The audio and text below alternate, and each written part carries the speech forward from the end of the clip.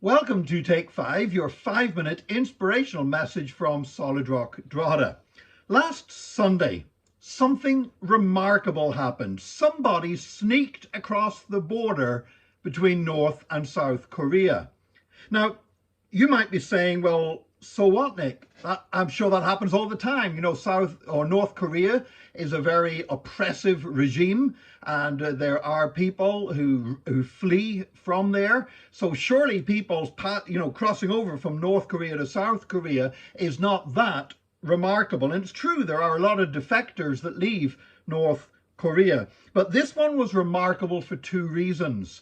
One was that they crossed directly from North Korea to South Korea, and that is very rare. Normally what happens is defectors will sneak across the border from North Korea into China and then make their way from China down to South Korea and cross in there. Because to go directly from North Korea to South Korea, you've got to cross the demilitarized zone, which is it's basically a strip of land that's 4 kilometers wide, and you know, within that there's loads of landmines, there's anti-tank barriers, there's fences, there's armed guards. I mean, it's almost impossible to get through that zone. I was in Korea back in 2010. And I remember myself and Janice going up on a tower and looking across this demilitarized zone. And the idea of anybody making their way across it successfully would seem to be impossible or miraculous.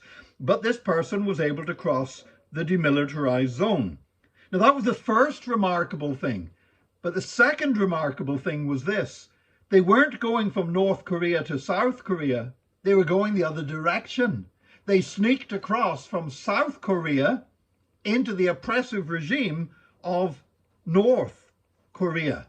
Now, you might wonder, why on earth would somebody do that, particularly since the South Korean authorities, having inspected and looked closer at the TV footage, have said that this was somebody who came in as a refugee, as an asylum seeker from North Korea just about a year and a half ago. And so here they were sneaking back into North Korea. Now, that really is remarkable, that they would run great risk of getting shot, of getting blown up, of getting killed, to smuggle themselves into what is probably the most oppressive and cruel country in the entire world. I mean, this is a country that suffers from huge food shortages and starvation. This is a country where people are brainwashed. Everything is geared around the leaders of the nation. Even they changed the calendar. Instead of having the calendar starting in January, they started it from the birthday of the first communist dictator, and that was year 1, and it's counted up from there. They changed the very dates. They call the leaders are called the dear leader. They have elections, but you know what? With every election in North Korea, there's only one candidate on the ballot paper. So you do have to vote, and there's only one person you can vote for. The electricity cuts off at night. They don't have the wherewithal to be able to keep the electricity on. In fact, there's a very famous picture that was taken up in space that was looking down from space on the Earth, and it was remarkable. You can see where South Korea is because there's all the lights in the cities, and then where North Korea is, there's just blackness because there was no power whatsoever in the entire nation. There's also concentration camps.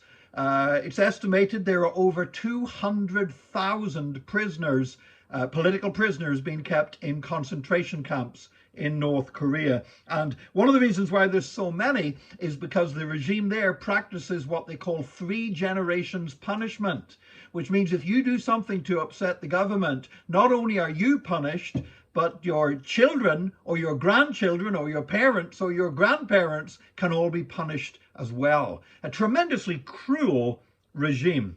And so the question that just came to me immediately is why? Why on earth, when somebody had escaped from all that, would they risk their lives to smuggle themselves back into a country that is is as close to hell on earth as anything there is in the world today? Well, you know, sometimes we don't understand why people do the things they do. I don't understand why anybody backslides. I don't understand why any Christian ever turns their back on the faith. The idea that you can come to know Jesus and come to experience his salvation and then give that up and walk back into unbelief and walk back into sin and walk back into a rejection and the emptiness that there is without Christ. I can't understand that either. That is every bit as incomprehensible to me as somebody smuggling themselves back into North Korea. But people do. And you know, one of the things that we need to do as Christians is to remind one another that we have been saved out of a dreadful situation and we've been saved to a wonderful situation, and we should never, ever contemplate going back. To think of going back to our old life is like smuggling ourselves back into North Korea. I thank God today that we are not of those who shrink back and are destroyed, as it says in Hebrews chapter 10, but we are those who believe and are saved in Jesus' name. May God bless you today, and join us again tomorrow for another Take 5, your 5-minute inspirational message from Solid Rock Drogheda.